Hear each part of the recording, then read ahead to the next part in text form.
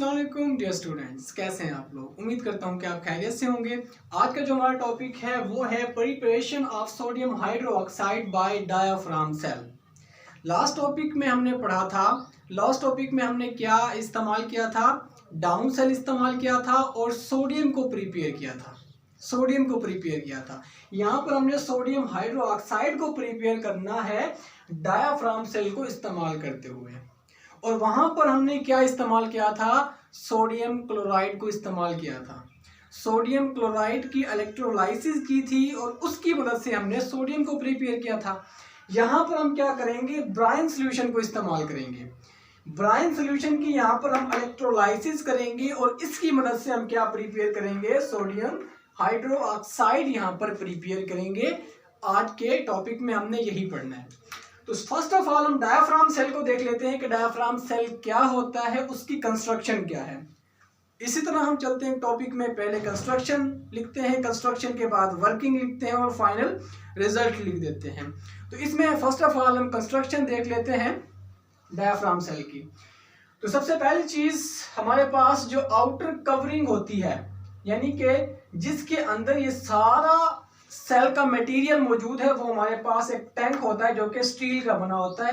यहाँ पर मैंने लिख रखा है स्टील टैंक, स्टील टैंक। इस स्टील टैंक के अंदर, जैसा कि आप जानते हो कि कोई भी सेल होता है, कोई भी सेल होता है, उसमें एक एनोड होता है और एक कैथोड होता है। एनोड पर क्या होता है, पॉजिटिव चार्ज होता है और कैथोड पर नेगेटिव चार्ज होता है। यहाँ पर मैंने क्लियरली दिखा रखा है, ये ब्लैक कलर का बड़ा सा जो आपको नजर आ रहा है, ये हमारे पास क्या है, एनोड है। एनोड जिसके ऊपर पॉजिटिव चार्ज है, और एक इसमें क्या होता है, कैथोड होता है। कैथोड यहाँ पर क्या है, परफोरेटेड है।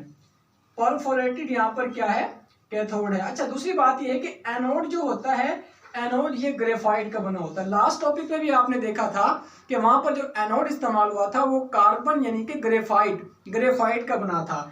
यहाँ पर भी एनोड किसका बना होता है, ग्रेफाइट का बना होता है।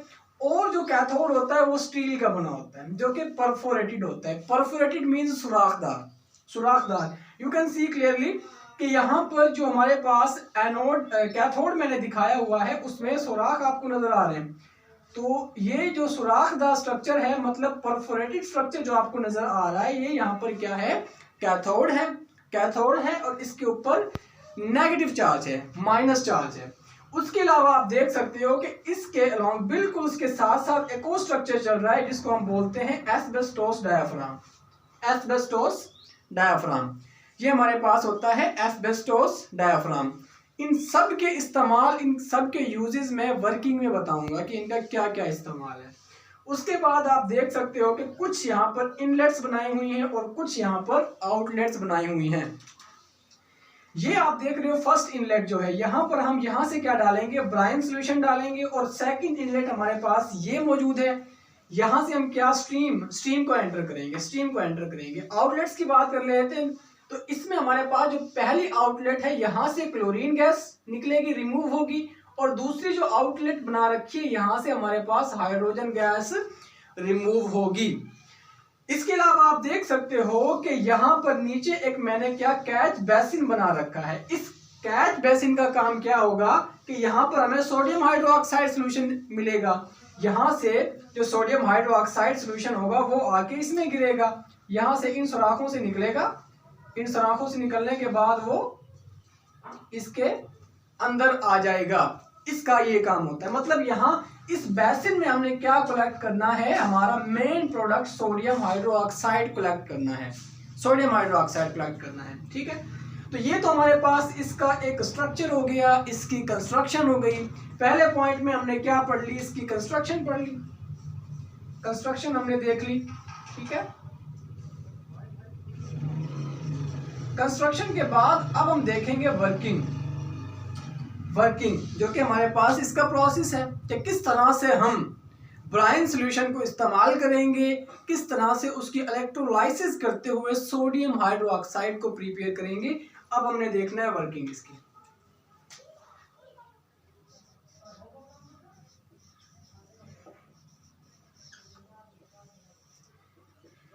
तो वर्किंग में देखें जी, सबसे पहले तो हमने देखना है कि मैंने आपको पहले भी बताया कि हमने यहाँ पर ब्राइन सॉल्यूशन को इस्तेमाल करना है जी।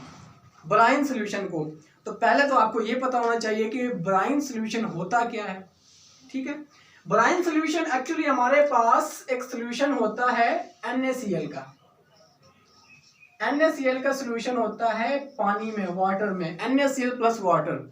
ये एक कंसंट्रेटेड सोल्यूशन होता है। कंसंट्रेटेड का क्या मतलब है कि पानी में हमने NaCl को, आम खाने का नमक, लास्ट टॉपिक में भी मैंने आपको बताया था, पानी में हमने NaCl को डाला हुआ है और NaCl जो है वो काफी मिकदार में डाला हुआ है, मोर देन 30% से भी ज्यादा हमने NaCl पानी में डाला हुआ है और इस सोल्यूशन को हम बोलते हैं ब्राइन सोल्यूशन।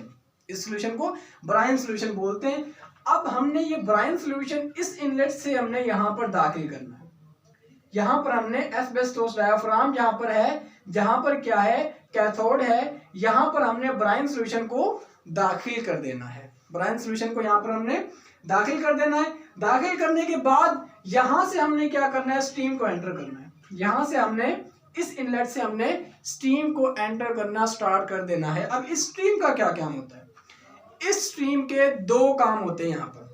पहला काम क्या होता है कि हमारे पास जो इलेक्ट्रोलाइट है उसको ये गर्म रखता है, इलेक्ट्रोलाइट को गर्म रखता है ये स्टीम जो है वो इलेक्ट्रोलाइट को गर्म रखती है। पहला काम इसका ये हो गया। और दूसरा काम इसका क्या होता है कि ये जो सुराख हैं, कैथोड के जो सुराख हैं, उनको ये ओपन रखता है। इनको ओपन रखने में अपना किरदार अदा करती है ये स्टीम। ये दो इसके काम होते हैं। यहां से हमने स्टीम को एंटर किया। स्टीम को एंटर करेंगे तो जाहिर सी बात है हमारे पास जो इलेक्ट्रोलाइट है वो गर्म होगा, ब्राइन सोल्यूशन जो है वो गर्म होगा। गर्म होने के बाद हम क्या करेंगे, इसमें से इलेक्ट्रिसिटी को पास करेंगे, इलेक्ट्रोलाइसिस करेंगे।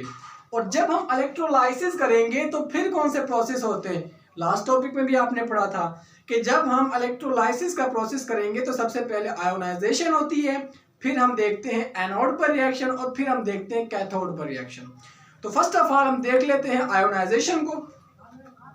तो पहला जो स्टेप होगा वर्किंग में वो हमारे पास किसका होगा, आयोनाइजेशन का होगा जी।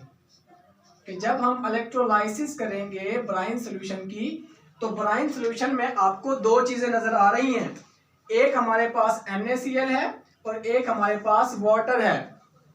तो इलेक्ट्रोलाइसिस के अमल में आयोनाइजेशन जो होगी वो NaCl की भी होगी और वाटर की भी होगी, दोनों की आयोनाइजेशन होगी। देख लेते हैं किस तरह से हो रही है। NaCl की अगर आप बात करते हैं तो NaCl की आयोनाइजेशन जब होगी तो इसमें हमारे पास सोडियम आयंस प्रोड्यूस होंगे और क्लोराइड आयंस प्रोड्यूस होंगे। यू कैन क्लियरली सी कि इसमें एक सोडियम है, इसमें एक क्लोरीन है। तो सोडियम जो है वो अपना एक इलेक्ट्रॉन लूज करके क्या बनेगा, Na पॉजिटिव बनेगा और इसी का इलेक्ट्रॉन क्लोरीन गेन करेगा और वो Cl नेगेटिव में कन्वर्ट हो जाएगा। इसकी आयोनाइजेशन हो गई। उसके बाद दूसरी जो आपको चीज नजर आ रही है वो यहाँ पर वाटर है, वाटर की भी आयोनाइजेशन होगी। वाटर की आयोनाइजेशन कैसे होगी, आप देख सकते हो कि इसमें एक H पॉजिटिव आयन प्रोड्यूस होगा और दूसरा OH नेगेटिव आयन प्रोड्यूस होगा।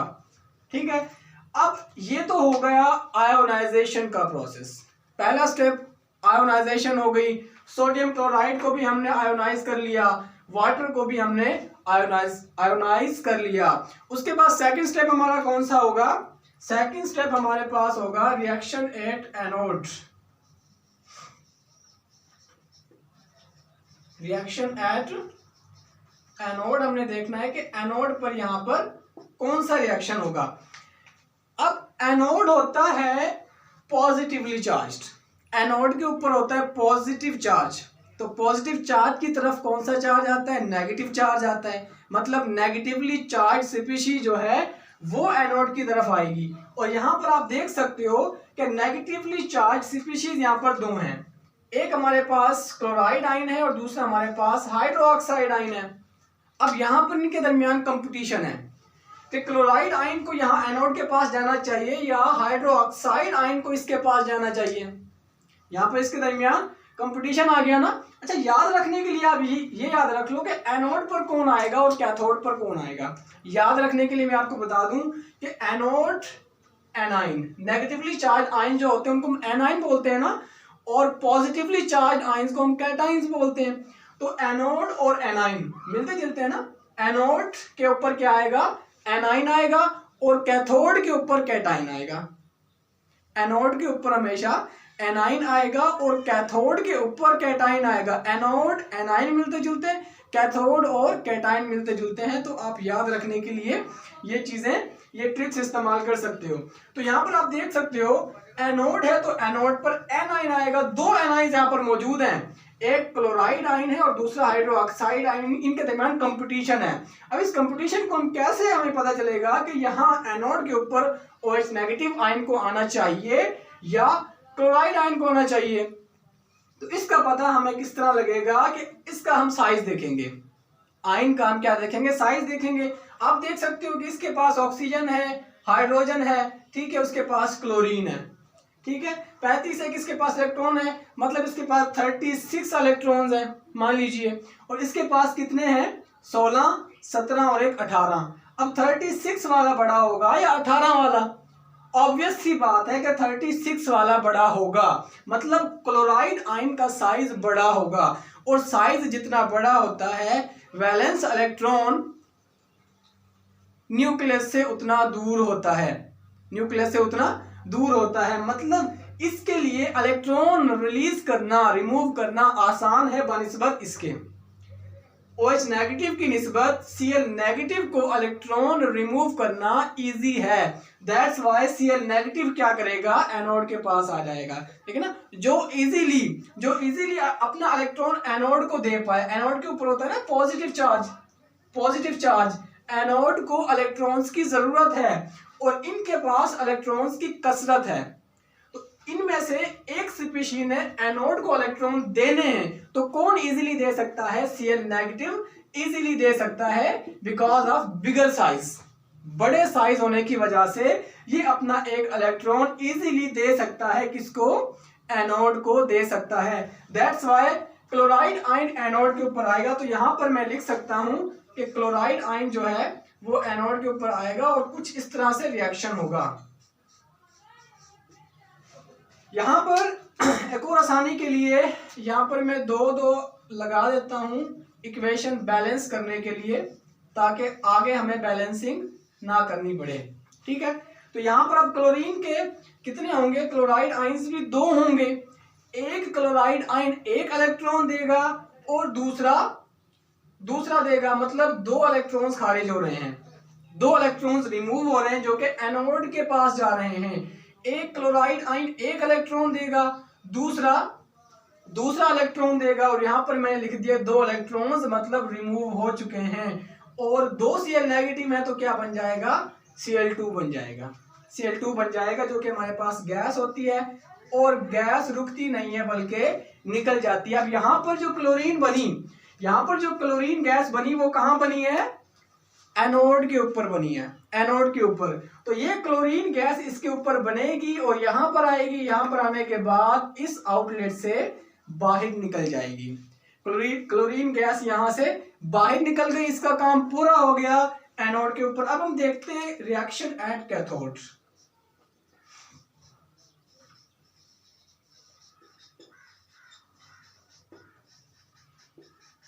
रिएक्शन एट कैथोड अगर हम देखते हैं तो कैथोड पर आप अपना माइंड यूज करके बता सकते हो कैथोड पर कौन सा आएगा, कैथोड कैटाइन।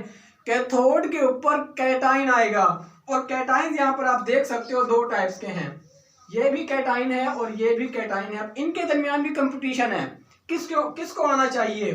तो कौन आएगा, जिसका साइज क्या होगा, जिसका साइज छोटा होगा वो इलेक्ट्रॉन को इजीली एक्सेप्ट कर सकता है। तो आप यहां पर देख लो किसका साइज छोटा है, सोडियम का साइज बड़ा है और हाइड्रोजन का साइज छोटा होता है। दैट्स वाई हाइड्रोजन आएगा कैथोड के पास। कैथोड के ऊपर होता है नेगेटिव चार्ज, यानी कि इलेक्ट्रॉन्स की कसरत होती है। तो ये हाइड्रोजन आएगा कैथोड के पास, इससे मिन्नत करेगा कि मुझे एक इलेक्ट्रॉन आप अपना दे दो। तो फिर क्या करेगा, कैथोड सोचेगा चलो भले का काम करता हूँ, इस बेचारे को एक इलेक्ट्रॉन की जरूरत है, इसको इलेक्ट्रॉन दे देता हूँ, मेरे पास वैसे ही फालतू है। तो कैथोड अपना एक इलेक्ट्रॉन हाइड्रोजन आयन को दे देगा और ये भी न्यूट्रलाइज हो जाएगा और हाइड्रोजन आयन भी न्यूट्रलाइज हो जाएगा। कैसे होगा अभी देखते हैं। यहाँ पर हमारे पास 2 H पॉजिटिव आएंगे और क्या करेगा, ये 2 इलेक्ट्रॉन्स गेन करेंगे। किससे? कैथोड से। जब ये 2 इलेक्ट्रॉन्स गेन करेंगे तो क्या बन जाएगा हमारे पास? ये H2 गैस बन जाएगी, जो कि हमारे पास रिमूव हो जाएगी। कहाँ से रिमूव होगी? यहाँ से रिमूव होगी। देखें यहाँ पर हमारे पास ये था परफोरेटेड कैथोड, परफोरेटेड कैथोड। इस कैथोड के ऊपर आया ना, इस कैथोड के ऊपर हाइड्रोजन आइंस आए। जब इसके ऊपर हाइड्रोजन आइंस आए और इससे इलेक्ट्रॉन्स लेने के बाद H2 में कन्वर्ट हो गए, H2 गैस में कन्वर्ट हो गए, तो इन सुराखों के जरिए वो चारों तरफ से निकल सकते हैं। कहीं से भी जो हमारे पास H2 गैस है वो निकल सकती है, और निकलने के बाद वो यहाँ आएगी, यहाँ से ऊपर चढ़ते हुए इस आउटलेट से बाहर निकल जाएगी। इसका काम भी कंप्लीट हो गया। तो हम इस ओवरऑल रिएक्शन को किस तरह लिख सकते हैं? इस ओवरऑल रिएक्शन को हम कुछ ऐसे लिख सकते हैं ना कि हमारे पास यहाँ पर 2 क्या इस्तेमाल हुए? NaCl इस्तेमाल हुए, 2 NaCl, और 2 हमारे पास यहाँ वाटर इस्तेमाल हुए, वाटर के मॉलिक्यूल इस्तेमाल हुए, और नतीजे में क्या बन रहे हैं हमारे पास? 2 बनेंगे हमारे पास NaOH, और एक हमारे पास Cl2 बन रहा है, एक हमारे पास H2 बन रही है। ये दोनों गैसेस होती हैं। अब यहाँ पर आप देख सकते हो कि इक्वेशन आप देख सकते हो, सोडियम के 2 एटम्स, यहाँ पर भी सोडियम 2, क्लोरीन के 2, यहाँ भी क्लोरीन के 2 हैं, हाइड्रोजन के 4 हैं, 2 और 2 4। उसके बाद ऑक्सीजन के आप देख सकते हो 2 हैं, इसमें भी ऑक्सीजन के 2। मतलब ये एक बैलेंस केमिकल इक्वेशन है जिसमें एक मॉलिक्यूल क्लोरीन गैस का बन रहा है, एक मॉलिक्यूल हाइड्रोजन गैस का बन रहा है, जो कि हमने देखा किस तरह से बाहर रिमूव हो गई, और 2 मॉलिक्यूल यहाँ पर सोडियम हाइड्रोक्साइड के बन रहे हैं, सोडियम हाइड्रोक्साइड के, जो कि कैसे बने थे? हमारे पास सोडियम आइंस जो थे उन्होंने रिएक्ट किया हाइड्रोक्साइड आइंस के साथ, सोडियम आइंस ने रिएक्ट किया हाइड्रोक्साइड आइंस के साथ, और क्या बना दिया? सोडियम हाइड्रोक्साइड बना दिया। यही सोडियम हाइड्रोक्साइड बन रहा है, कहां पर बन रहा है? एस्बेस्टोस डायाफ्राम और कैथोड के साथ यहाँ पर वो बन रहा है। अब यहाँ पर जो सोडियम हाइड्रोक्साइड बनेगा वो मैंने आपको बताया इन सुराखों के जरिए बाहर आएगा, और बाहर आने के बाद, नीचे आने के बाद वो इस कैच बेसिन में, इस बेसिन में आ जाएगा। यहाँ पर आप देख सकते हो सोडियम हाइड्रोक्साइड को कलेक्ट किया हुआ है, कलेक्ट किया हुआ है। अब यहाँ पर अब हमने सारा कुछ देख लिया कि किस तरह से क्लोरीन गैस बनी, बाहर रिमूव हुई, किस तरह से हाइड्रोजन गैस बनी, बाहर रिमूव हुई, और किस तरह से सोडियम हाइड्रोक्साइड बना और हमने उसको इस बेसन में कैच कर लिया। यहाँ पर अब सोडियम हाइड्रोक्साइड, लेकिन यहाँ पर जो सोल्यूशन आता है ना इस बेसिन में, उसमें सिर्फ सोडियम हाइड्रोक्साइड नहीं होता, उसमें सिर्फ सोडियम हाइड्रोक्साइड नहीं होता, बल्कि उसमें NaCl भी होता है। उसमें क्या होता है? सोडियम क्लोराइड भी होता है। यहाँ पर जो हमारे पास NaOH होता है वो 11% होता है, सिर्फ और सिर्फ 11% होता है, और सोडियम क्लोराइड यहाँ पर 16% होता है, 16% होता है। तो हमने तो ये प्योर हासिल करना है ना, NaCl की तो हमें जरूरत ही नहीं है। NaCl को तो हमने इस्तेमाल किया था, इसको इस्तेमाल करते हुए हमने जो मेन प्रोडक्ट बनाना है वो सोडियम हाइड्रोक्साइड बनाना है। दैट्स वाई हमें NaCl को निकालना है किसी तरह। तो हम क्या करेंगे? ये जो सोल्यूशन था यहाँ पर आया, गर्म था ना, जब हमने स्टीम दी तो इसको गर्म हो गया था। अब ये गर्म सोल्यूशन है, इस गर्म सोल्यूशन को हमने क्या करना है? ठंडा कर लेना है। जैसे जैसे इसको हम ठंडा करते जाएंगे तो एक वक्त आएगा, एक टेम्परेचर आएगा जहां पर क्या कि सोडियम क्लोराइड क्रिस्टल्स में कन्वर्ट हो जाएगा। ठंडा होकर सोडियम क्लोराइड क्रिस्टल्स में क्या होगा? कन्वर्ट हो जाएगा। तो हम क्या करेंगे? यहाँ पर एक चाइना डिश इस्तेमाल कर सकते हैं। ये फर्ज करें चाइना डिश है, और हमने क्या किया? एक छन्नी का इस्तेमाल करके इसमें डाला। तो जब हम छन्नी का इस्तेमाल करेंगे तो सोडियम क्लोराइड के जो हमारे पास क्रिस्टल्स होंगे वो यहाँ पर इस छन्नी में रह जाएंगे, ठीक है। इनको हम क्या कर लेंगे? छान लेंगे, और जो हमारे पास NaOH है वो इस चाइना डिश में NaOH सोल्यूशन हमें हासिल हो जाएगा। अब इस प्रोसेस के बाद हमारे पास जो NaOH होगा वो 50% हासिल होगा, 50%, और NaCl हमारे पास सिर्फ 1% रह जाएगा। इसके अंदर NaCl सिर्फ 1% रह जाएगा, और 50% हमें यहाँ पर सोडियम हाइड्रोक्साइड हासिल हो जाएगा। अब ये बड़े पैमाने पर हम करते हैं, कमर्शियल प्रिपरेशन करते हैं, तो वहां पर 1% NaCl की इम्प्योरिटी कोई माना नहीं रखती, इससे कोई फर्क नहीं पड़ता। तो अगर इसको मजीद हम क्या करें, प्योर NaCl हासिल करना चाहते हैं, तो इसकी मजीद हम क्या करेंगे, इसको हम इवेपोरेट करेंगे और इसकी क्रिस्टलाइजेशन होगी। मजीद क्या 50% से भी ज़्यादा प्योर NaOH हम इस तरह से हासिल कर सकते हैं। प्योर NaOH इस प्रोसेस से हम हासिल कर सकते हैं। अच्छा, यहाँ पर एक चीज़ मिस हो गई थी, ऑक्सीडेशन और रिडक्शन। ऑक्सीडेशन और रिडक्शन जो कि रेडॉक्स रिएक्शन होता है, लास्ट टॉपिक में भी आपने देखा था। तो ऑक्सीडेशन कहाँ पर हो रही है और रिडक्शन कहाँ पर हो रही है, यहाँ पर आप क्लियरली देख सकते हो कि यहाँ पर नेगेटिव आयंस मतलब इलेक्ट्रॉन्स क्लोराइड आयन दे रहा है एनोड को, मतलब इसमें से इलेक्ट्रॉन्स रिमूव हो रहे हैं, क्लोराइड आयन में से इलेक्ट्रॉन्स रिमूव हो रहे हैं और removal of electrons is known as oxidation. Removal of electrons is known as oxidation, मतलब यहाँ पर हो रही है ऑक्सीडेशन।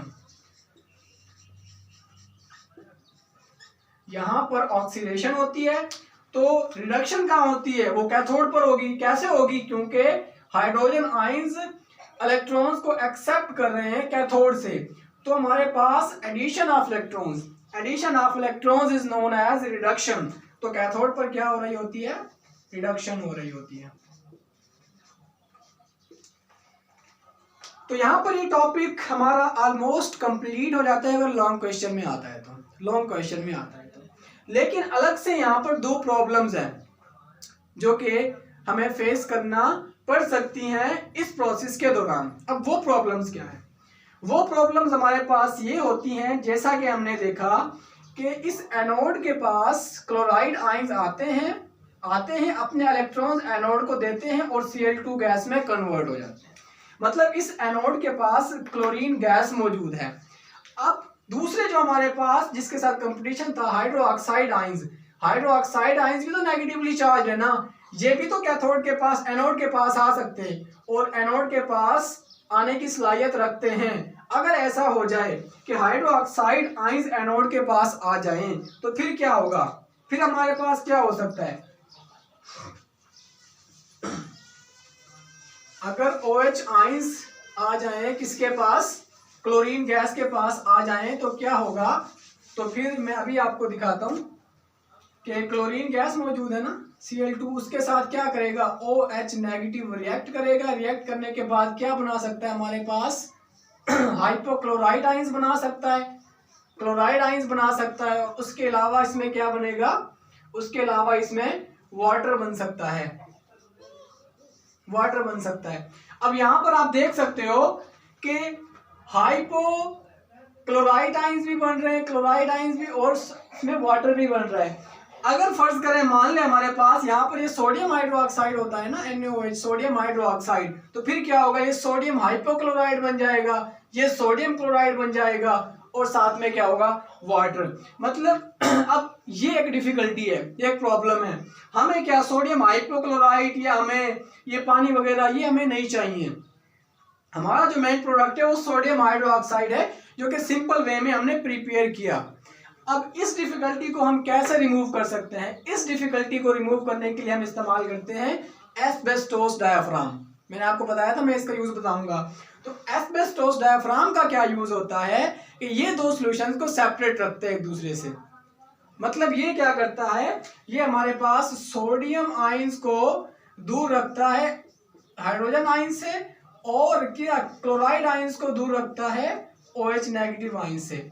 ये हमारे पास जो डायाफ्राम है इसका यही काम होता है, ठीक है, कि पॉजिटिव आयंस जो कि हमारे पास सोडियम आयंस है इनको ये दूर रखेगा हाइड्रोजन आयंस से और क्लोराइड आयंस को दूर रखेगा हाइड्रोक्साइड आयंस से। तो इस तरह से हम इस प्रॉब्लम से बच सकते हैं। सेकंड प्रॉब्लम क्या आ सकती है, सेकंड प्रॉब्लम ये आ सकती है कि अभी जो हमने देखा कि OH नेगेटिव आयंस जो कि नेगेटिवली चार्ज हैं ये एनोड के पास आ सकते हैं अगर ये ज्यादा मिकदार में हो, अगर ये ज्यादा मिकदार में हो और ये एनोड के पास आ जाएं, ठीक है। फर्ज करें हमारे पास 4 OH हैं, 4 OH हैं, ठीक है, इसको हम ऐसे लिख सकते हैं, एक OH हो गया, उसके बाद दूसरा हो गया, उसके बाद तीसरा हो गया, उसके बाद चौथा हो गया। 4 OH हैं, ठीक है जी, एनोड के ऊपर चले गए। उसके बाद क्या होंगे हमारे पास, ये 4 इलेक्ट्रॉन्स लूज करेंगे और 4 इलेक्ट्रॉन से भी लूज करेंगे तो ये भी हाइड्रोक्साइड, ये भी हाइड्रोक्साइड, ये भी हाइड्रोक्साइड और ये भी हाइड्रोक्साइड बन जाएगा। तो इसमें से क्या होगा, फिर यहां से हम क्या कर सकते हैं, पानी को निकाल सकते हैं, और इसी तरह यहाँ से भी हम पानी को निकाल सकते हैं। मतलब 2 मॉलिक्यूल यहाँ पर किसके बन सकते हैं, वाटर के बन सकते हैं जी। 2 मॉलिक्यूल इसमें वाटर के बन सकते हैं, और साथ में क्या बनेगा, साथ में हमारे पास ये 2 ऑक्सीजन रह गए, O प्लस O, तो ये क्या बना देगा, हमारे पास O2 बना देगा, O2 गैस बना देगा। अब ये O2 गैस जो है ये क्लोरीन गैस को इम्प्योर कर सकती है। यहाँ पर क्लोरीन गैस बनी हुई है ना, इसी एनोड के ऊपर क्या आ रहा है, हाइड्रोक्साइड आयंस आ रहे हैं, और वो हाइड्रोक्साइड आयंस एनोड के ऊपर आकर पानी बना रहे हैं और साथ में ऑक्सीजन गैस बना रहे हैं। अब ये ऑक्सीजन गैस क्लोरीन गैस के साथ मिलकर उसको इम्प्योर बना सकती है, उसको इम्प्योर बना सकती है। तो ये भी एक प्रॉब्लम है। अब इस प्रॉब्लम को हम कैसे दूर कर सकते हैं, इससे कैसे छुटकारा हासिल कर सकते हैं, इससे छुटकारा हम एक तरीके से हासिल कर सकते हैं कि यहाँ पर जो ब्राइन है ना वो हम दाखिल करना स्टार्ट कर दें दोबारा से। पहले क्या हुआ था, ब्राइन सोल्यूशन को हमने यहाँ पर ऐड किया था, हाइड्रोजन गैस बनी, क्लोरीन गैस बनी, सोडियम हाइड्रोक्साइड बना, और ब्राइन सोल्यूशन की जो कंसंट्रेशन थी वो इस लेवल से क्या हो गई, कम हो गई। और यहाँ से जो स्टीम दाखिल हो रही है, H2O दाखिल हो रहा है, इससे हाइड्रोक्साइड आयंस ज्यादा बने थे ये वाले, जो कि हमारे पास एनोड के ऊपर जाके पानी बनाया, ऑक्सीजन बनाई। अब क्या करेंगे, जब हम दोबारा से ब्राइन सोल्यूशन इसमें ऐड करना स्टार्ट करेंगे, जब इसमें ब्राइन सोल्यूशन की मिकदार जहां जो कम हो गई थी उसको दोबारा हम इस लेवल तक लेकर आएंगे, तो फिर क्या होगा कि हमारे पास काफी मिकदार में ये क्लोराइड आयंस दोबारा से मिल जाएंगे। और आपको मैंने स्टार्ट में बताया कि क्लोराइड आयंस की कैपेसिटी ज्यादा होती है एनोड के पास जाने की, due to bigger size, that's why. फिर क्या होगा, जब हम ब्राइन सोल्यूशन की जो कंसंट्रेशन है वो इस लेवल तक लेकर आ जाएंगे, तो इस प्रॉब्लम से हमें छुटकारा हासिल हो जाएगा, और फिर वही सेम टू सेम प्रोसेस होगा, क्लोरीन गैस बनेगी जस्ट, और वो इस आउटलेट से बाहर निकल जाएगी, और इस तरह से हम क्या करेंगे, pure sodium hydroxide easily prepare कर सकेंगे। तो ये था जी आज का टॉपिक। उम्मीद करता हूँ कि आपको ये टॉपिक बहुत अच्छे से समझ आ गया होगा। Thank you so much for watching my video. Thank you so much.